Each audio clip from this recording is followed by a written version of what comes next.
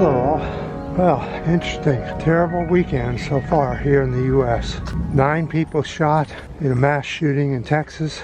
18 people shot dead here in California over the last 3 days. The mass shootings continue. They're ramping up more and more, and the news is covering it less and less. And each time a governor gets on the news immediately talking about thoughts and prayers, and that is it. Well, the states like Texas, Tennessee, Florida, and other states are making it easier to get guns at a lower age group. They're lowering the age group to get guns with no background checks or anything. And the Republicans are constantly talking about mental health. And what do? They want to cut the VA 30% in mental health, and the U.S. healthcare system, they want to cut 20% out of mental health in the U.S. altogether. Tell me we're not going through mass insanity here in the U.S. Okay, so let's go up and do an environmental video. It's the weekend, so it's going to probably be pretty busy.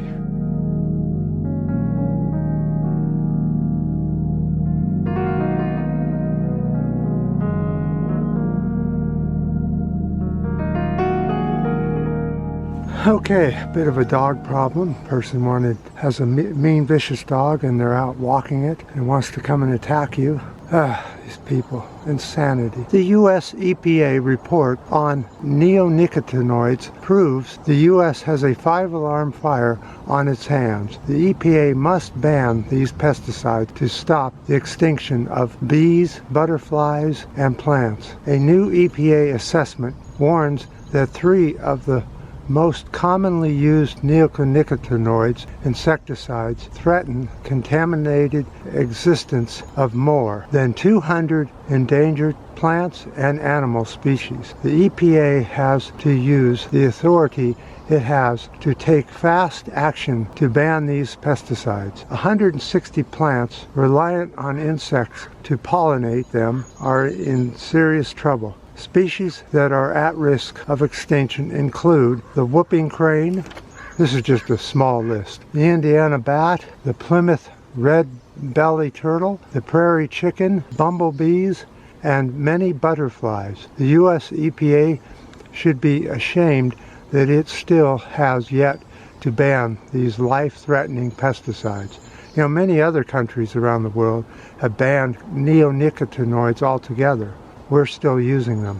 Neonicotinoids kill by disrupting the nervous system. Just a billionth of a gram can kill or impair honeybees. Introduced in the 1990s, neonicotinoids have reportedly become the most widely used insecticide in the world. Bees and other pollinators are harmed by exposure to contaminated nectar and pollen. So there's sort of 2 ways that these neonicotinoids are spread. They either coat the seeds with them, or they put the poison right on the ground itself, and the plants grow up through it and all become completely contaminated from the leaf down to the roots. And so no matter, even if an insect lands on these plants, they're contaminated with neonicotinoids and begin to have trouble with their nervous systems and die. This is a horrible way to die, but yet this is the most used insecticide on the planet. Now, how long before there's enough of this stuff in our environment where it starts to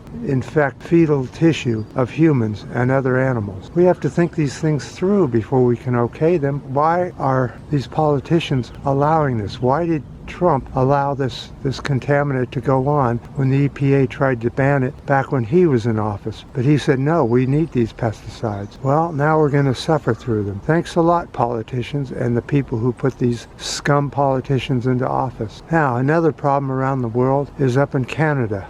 They have over 100 wildfires burning in Alberta, Canada. A town of 8,000 is already being completely evacuated on very short notice because the flames are getting closer. They had a very dry spring and very dry winter over the past several months, and now the fires begin. When will the fires touch your area? And it doesn't have to be forests. It can be grasslands or anything. One house catches fire and the wind's just right, and they all start burning. It's just a matter of time. And yet our politicians are expanding oil drilling, such as the Willow Project. Thanks, Biden, for expanding the Willow Project. That's going to do us a lot of good. More heat, more CO2 in the atmosphere, and more fires and other dangerous problems with weather and drought and that sort of thing. When will food become a scarcity? Not too distant future now. I appreciate any comments on this or anything else. You're up, you're new subscribers, and keep in touch. Let's find out what happens. This will be the summer that tells all. And until next time.